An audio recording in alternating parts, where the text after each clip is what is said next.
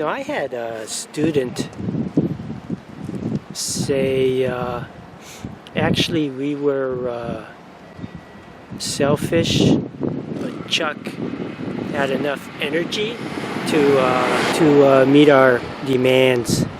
And you know, that was, wow, I was honored to receive that kind of praise, but at the same time preserving the Japanese Uchi-Soto concept. This was my attitude during the class. I'm going to take these students down to hell, but bring them out with a smile.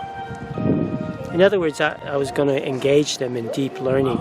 But you see, here's the catch. You don't engage Japanese students in deep learning. It traumatizes them. Yeah, that's why I refer to the traumatization as hell. And but evidently, yeah, I brought them out with a smile. And I did engage them in deep learning. So this is the beauty of it. You know, I was able to combine two cultures in a learning environment. I was able to combine Japanese and American culture. And, you know, it was deep and complex, but evidently I did. I was able to maintain my Western way of thinking, and they were able to maintain their Eastern way of thinking. So it was a win-win situation. So this is what's obvious. You had a synergy of Western and Eastern culture engage the students in deep learning. Deep learning is from Western culture, believe me. It was a win-win situation. Okay, from Western viewpoint, I managed to maintain my self-esteem, and I managed to help the Japanese student from the Eastern culture, maintain his collective self-esteem, not individual self-esteem. Big difference here. Yeah, it's deep and complex. But you know, I watched the show today on, I think it was the History Channel, one of those channels on cable television, and a French chef and a Japanese chef collaborated to create a menu. And one of the customers said it was a deep and complex taste. And you know, of course, everybody enjoyed the dinner tremendously, although it was deep and complex. And this is what I'm trying to get at. I'm confident my class was deep and complex. Heck, I was trying to engage them in deep learning, and that's why it was a win-win situation. Oh yeah, this is after a teaching gig, and I'm enjoying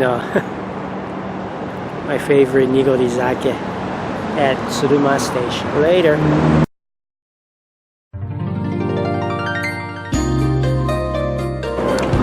Back in the 80s, a long time ago, where I was stationed in Japan at Yokosuka Navy Base, and I'd be really nervous around Japanese, you know. I mean, I'd be sitting in a restaurant, you know, I'd order my food, and all of a sudden I'd break out in a sweat. But yeah, that doesn't happen anymore. And this is what it was, you know, being an American, you know, we're like really positive, you know, and really, really outgoing. But I knew, you know, after a couple of months in Japan that didn't go very well with the Japanese. So, you know, I started to control that American behavior. And man, that's what was causing those panic attacks. Well, not panic attacks, just stress from not being myself. But you know, I kept it up because I could clearly see how being a typical American wasn't a big hit with them. And now here I am, let's see, the 80s, I don't know, several decades later. And, you know, I don't have those panic attacks anymore. I understand this, you know, this Uchi-Soto concept right now really, really well. And I understand how, you know, the typical American behavior doesn't fit with that Uchi-Soto concept. They're on opposite ends of the spectrum. As a matter of fact, the tables have been turned. Now, I'm able to take advantage of that Uchi-Soto concept and, you know, engage the students in deep learning. But, you know, of course, if I didn't have any knowledge of the Uchi-Soto concept, it'd be impossible to engage them in deep learning. Oh yeah, concerning, you know, engaging students in deep learning, you'd have to see my first video, you know, where I talked about the so-called wagamama behavior of the Japanese. Later. I had an interesting conversation with my student tonight. I was telling them how during the economic bubble, I'd always frequently go drinking with the students. Back then, there was such a large allowance for entertainment expenses. But when the economic bubble burst in 1990, well, that drinking tradition with the students started decreasing, and to the point where as Japan goes into her third decade of the dark economic decades, yeah, it's very rare to go drinking with the students now. But you know, they've got a saying in Japan, drinking is the lubrication for human relationships. And now that I don't go drinking with the students, it's impossible to form a relationship between the teacher and the students. I mean, I've had to go to the point of getting a master's in psychology, specializing in educational psychology, in order to figure out how to form a relationship with them. You know, that's ridiculous. But you know, that's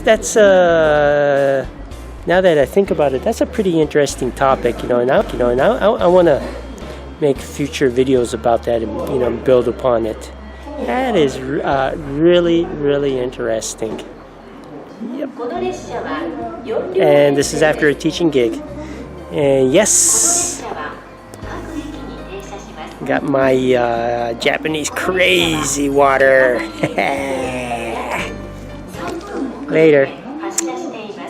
I mentioned in my first video, take the students down to hell and then bring them back out with a smile on their face. I referred to deep learning as hell because it traumatizes them. I found a book from my college days in the 80s. We were required to read this for one of our classes. Back then, I didn't understand a word of it. I can clearly understand it now, especially when I look at it from the concept of performance approach and a performance avoidance goal strategy. Very easy to understand now. But I was reading a little bit here and found some interesting quotes. For example, he's referring to hara. Look at it as the same thing as performance goal strategy. They can either do performing or avoid performing. But anyway, in reference to this hara, it says hara, although a bit too ambiguous for the uninformed Westerner to understand easily, is what the Japanese comfortably identify with. So to me, that's like saying they identify comfortably with the performance goal strategy. There's another interesting quote. It's talking about critical thinking in America, and it says that critical thinking represents tension or aloofness. It's basically saying this: Japanese don't identify with critical thinking at all. I was totally right in referring to, in my first video, in referring to deep learning as hell for the Japanese. That's the message in this. It can be read that way too. It explains performance goal strategy without relying on research. Just trying to wind down before I head on home.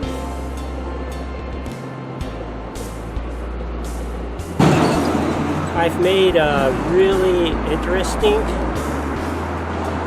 connection with this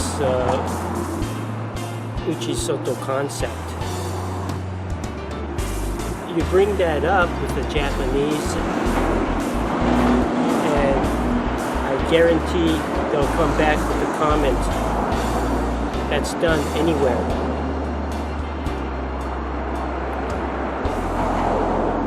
In English, Uchi-Soto would be in-group, out-group bias.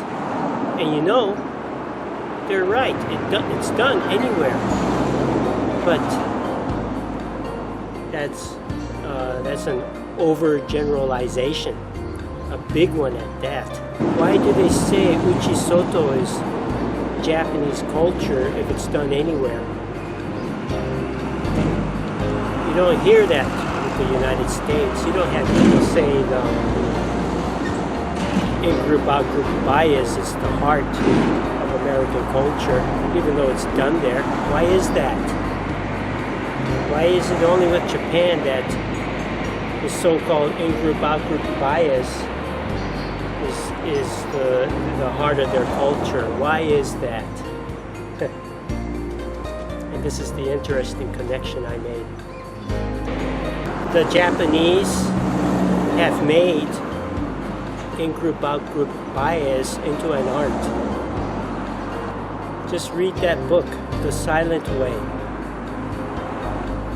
They're masters at in-group, out-group bias. It would be interesting to, see how other nations around the world, how they've taken the in-group, out-group bias concept and turned it into a positive form. And that's my recent discovery I made.